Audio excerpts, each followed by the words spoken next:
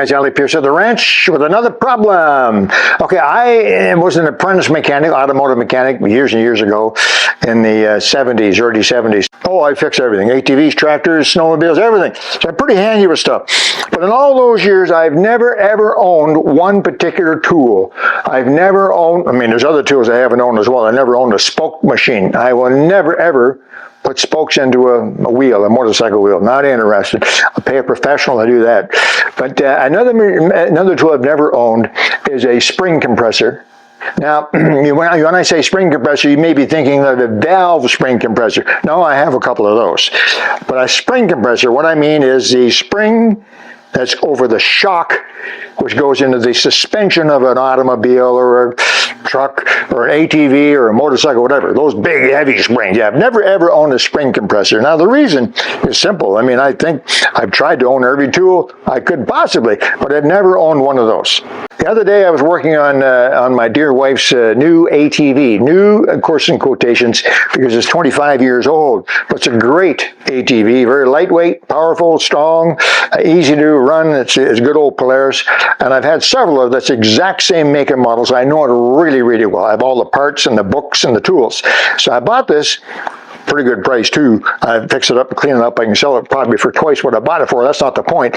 But I'm going over it and I'm trying to make it as safe and efficient and reliable as possible. And I replaced a couple of things, you know, the starter motor and this and that and so on. And I'm working on the back of the machine, the rear suspension, and I'm adjusting. As you know, you guys are motorcycles and ATVs, you know what I mean. I'm adjusting the spring tension. You put a special tool into the notch on the adjuster. This is what it looks like. You put a special tool in there, and you can adjust it because you see there are 3 or 4 adjustments. So you can make the spring, you can shorten or lengthen the spring. And by shortening the spring, you make it a harder spring, so it's a little stiffer ride, good for loads or 2 people. And you lengthen the spring, you make it a little softer, you know, for driving on the highway or whatever. So I was doing that, and son of a gun, the adjuster didn't break. Yeah, there it is. There's my adjuster. Snapped right in half. Now, it's old.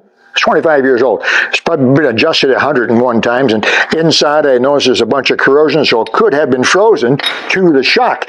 The shock here is not in perfect shape either. Anyway, long story short, so I got the spring compressor. I got the spring that's busted, and I managed to pick up a new adjuster, which is not easy to do on a 25-year-old machine, and I had to take the shock apart to reassemble it. Now, if you know anything about the shocks, you know that there are various things. First of all, there is the actual shock itself. This is what it looks like, the shock. I don't know if I can push this down. Oh yeah, push it down, pull it out. This is the shock, and all this does is the spring will go bounce down. You may be seeing cars like that. Young guys that have old used cars. A lot of those in my hometown when I was young.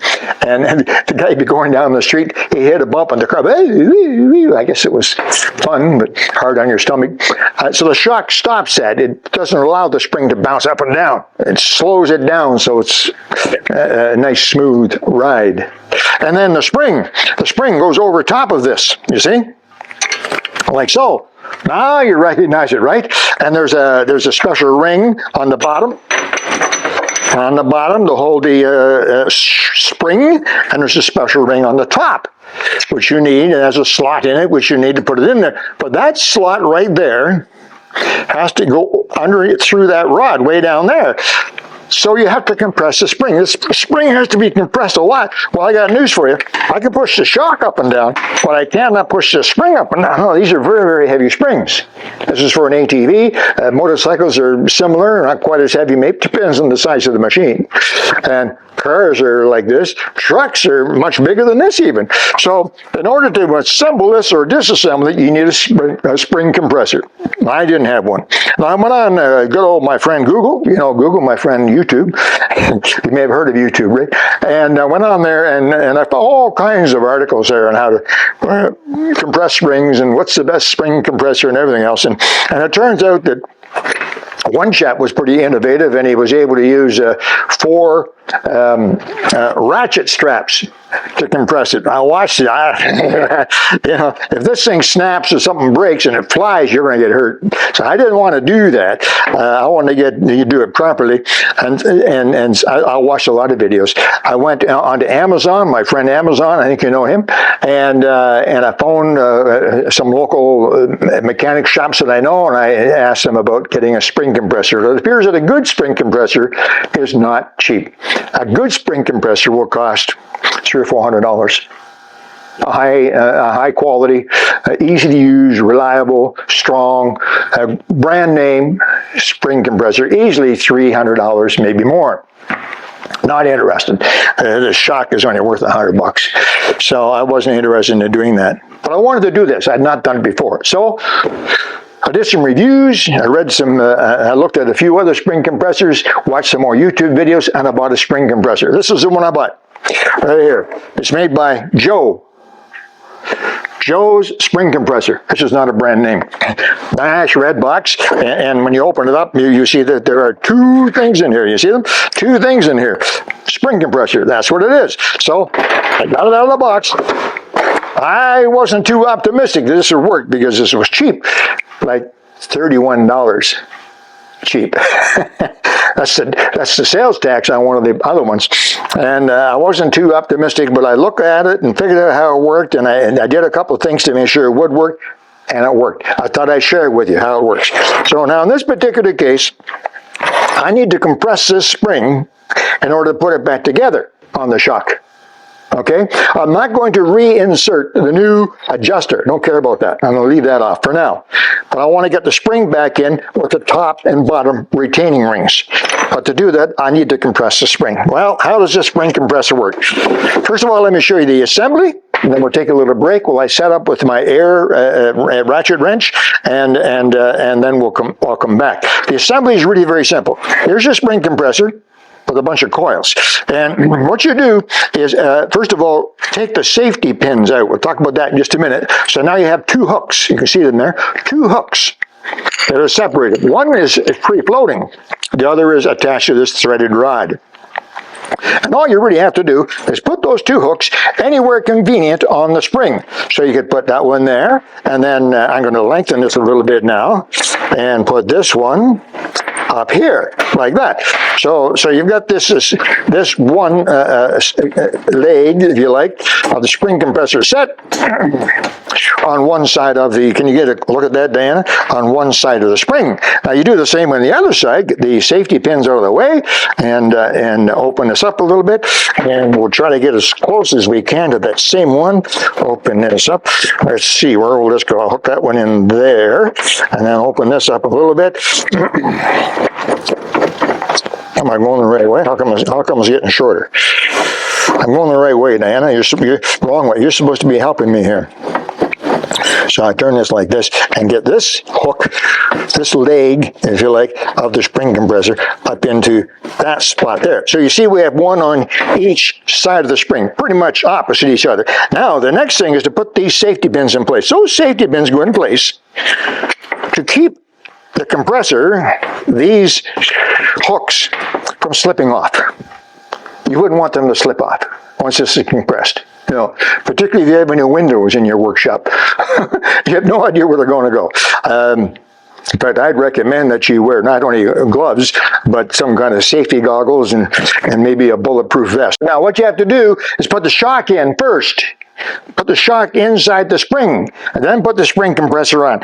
And that makes perfect sense.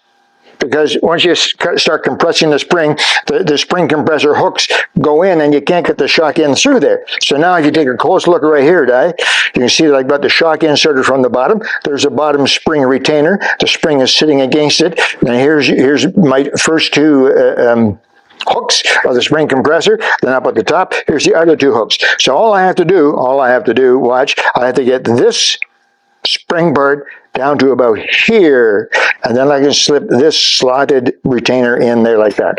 But you need to put the shock in first. You can't put it in afterwards. Now, I didn't know that. It wasn't in the instructions, and I'm wondering how come it wasn't a problem when I was taking it apart? Well, when I was taking it apart, the shock was in there. So anyway, this is how you learn. Okay, let's try it again now. Let's see if we can get this thing back together.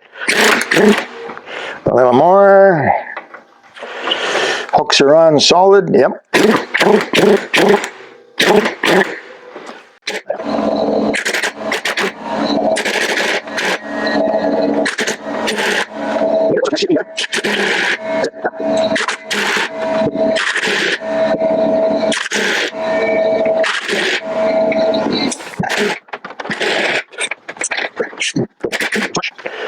Okay, we're getting close here.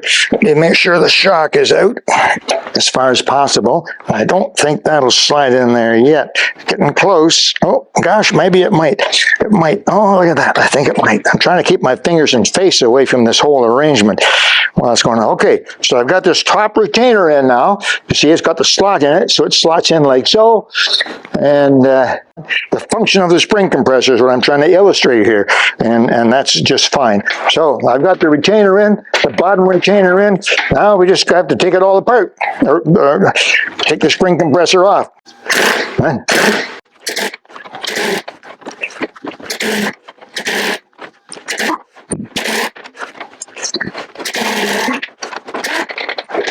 Pull out the safety pins.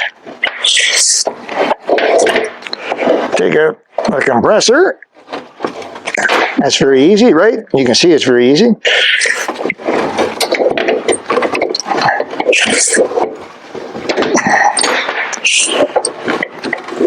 Take the spring compressor off each side, and there you go.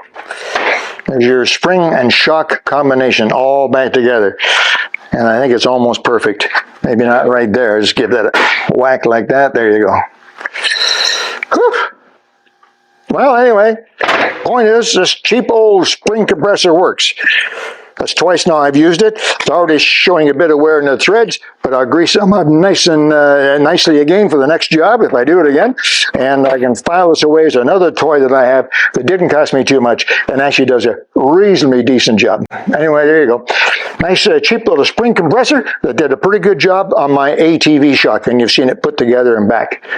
Maybe there's something in there that might help you guys. I hope so. Whew, I'm tired. Gotta go inside. Take care. Alec, Peirce at the ranch.